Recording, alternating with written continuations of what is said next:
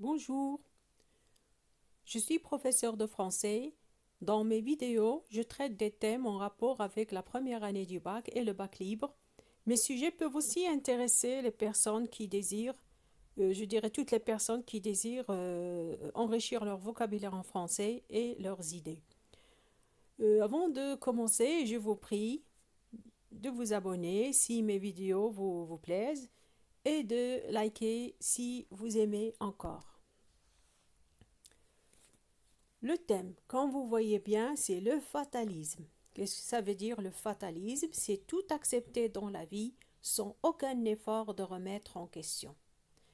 Est-ce une attitude que vous approuvez ou que vous réprouvez?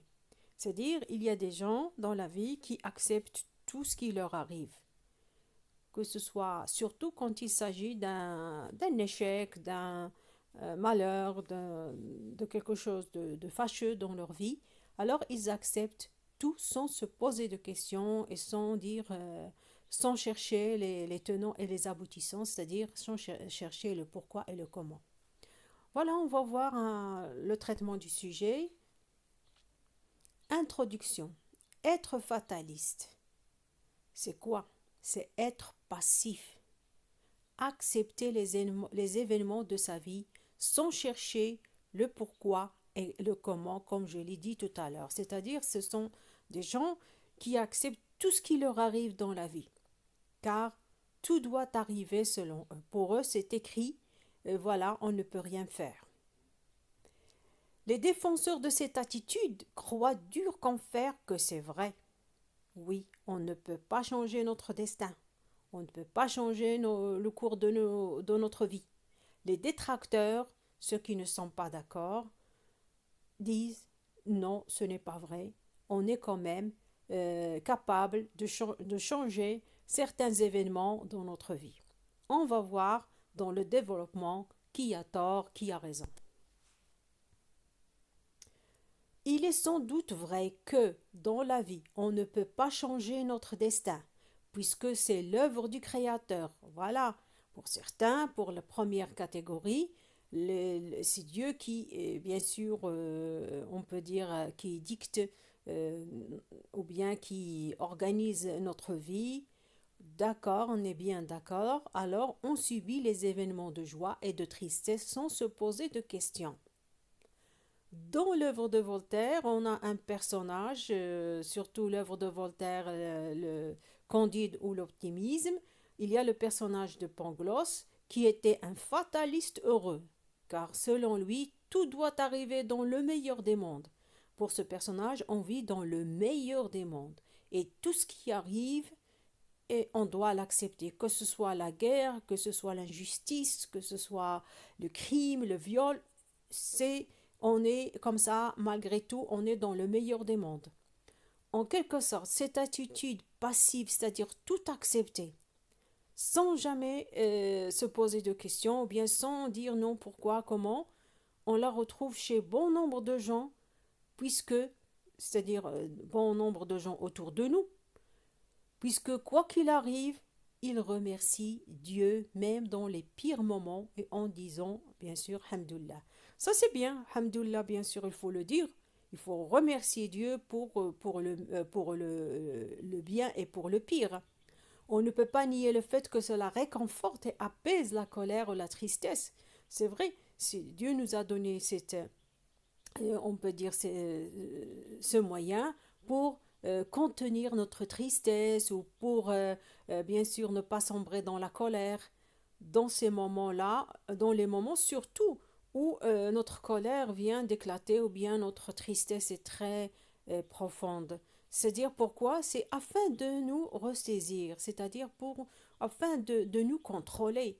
C'est pour ça qu'on dit Alhamdulillah, pour nous contrôler. Mais c'est pas pour être fataliste et dire voilà, puisque ça arrive comme ça, je peux rien changer.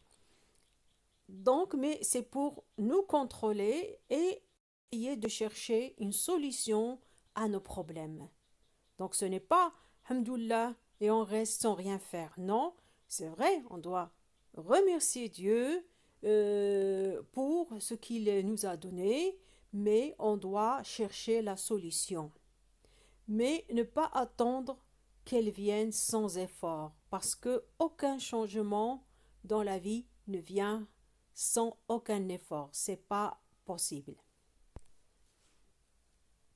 D'ailleurs, doit-on accepter l'échec dans ses études? Voilà, là, je vous donne des exemples où le fatalisme ne marche pas, ne fonctionne pas bien. Voilà.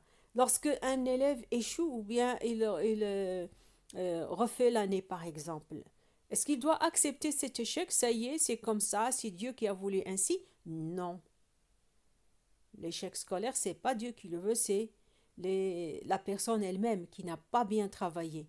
Ou dans ses relations avec les autres, lorsqu'on est mauvais et on n'a pas de bonnes relations avec les autres, eh bien, il faut changer, il faut chercher ce qu'il y a en nous qui fait fuir les autres ou bien qui ne plaît pas bien aux autres.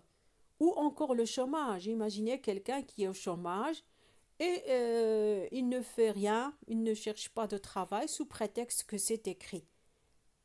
Oui, c'est écrit comme ça, c'est-à-dire c'est Dieu qui a voulu ainsi, je ne travaille pas, alors non. C'est pas vrai, c'est pas dans ces situations que vous allez rejeter votre échec ou bien votre inactivité sur le compte de Dieu, non. Ou que c'est la fatalité. On ne peut rien faire contre cela. Oui, qu'est-ce qu'ils disent? Ils disent que c'est la fatalité, c'était écrit, je ne peux rien faire. Non, la solution était entre nos mains et on devait faire beaucoup de choses pour ne pas échouer, pour que nos relations avec les autres soient optimales, bonnes, et aussi pour que nous ne soyons pas au chômage.